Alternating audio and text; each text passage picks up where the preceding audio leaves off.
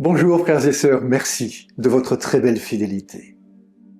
2 jours à peine après avoir célébré la naissance de Jésus dans la simplicité d'une humble crèche, la liturgie nous conduit déjà à contempler le mystère de sa résurrection.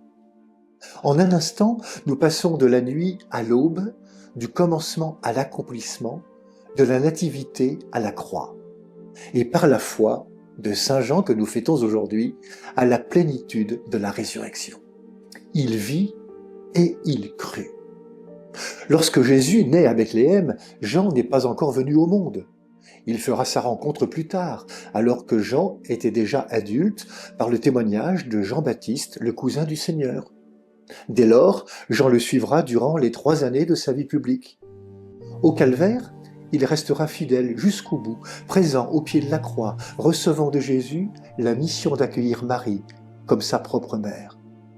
Peu à peu, il saisira que, de la crèche à la croix, se déploie un seul et même mystère, celui de Dieu fait homme pour sauver l'humanité.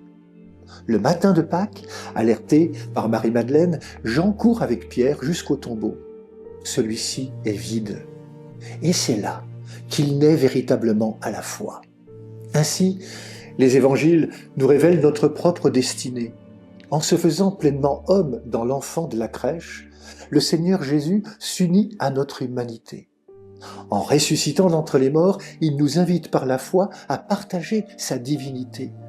Nous venons de Dieu, et c'est en lui que nous trouverons notre accomplissement au-delà de la mort. Comme l'écrivait Joseph Folliet, au bout de l'humanité, il n'y a pas l'homme, mais l'homme Dieu. La nuit de Noël, les bergers se hâtèrent vers la crèche pour adorer le nouveau-né, puis repartirent annoncer la bonne nouvelle. Au matin de Pâques, Pierre et Jean courent eux aussi vers un autre lieu, un autre signe, le tombeau vide. C'est là que Jean croit. Et c'est de cette foi qu'il vivra désormais jusqu'à témoigner de ce qu'il a vu et cru. Dans la foi des premiers disciples, nous sommes à notre tour invités à renaître à la foi. Aujourd'hui encore, nous pouvons croire fermement en Jésus ressuscité sans l'avoir vu, car Dieu ne se trompe pas. Le témoignage transmis par l'Église est vrai. Que cette certitude nourrisse en nous la paix, l'espérance et la joie de ce jour.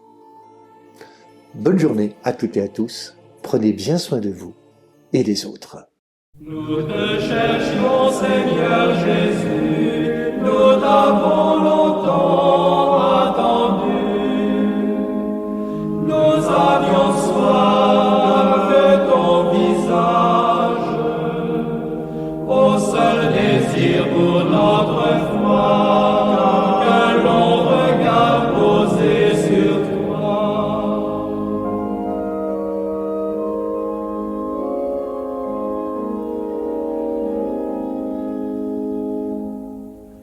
Comme une source en jaillissant, remplirait la nuit de son chant. Tu nous revives le nom du Père, révélation de cet amour qui te possède au premier jour.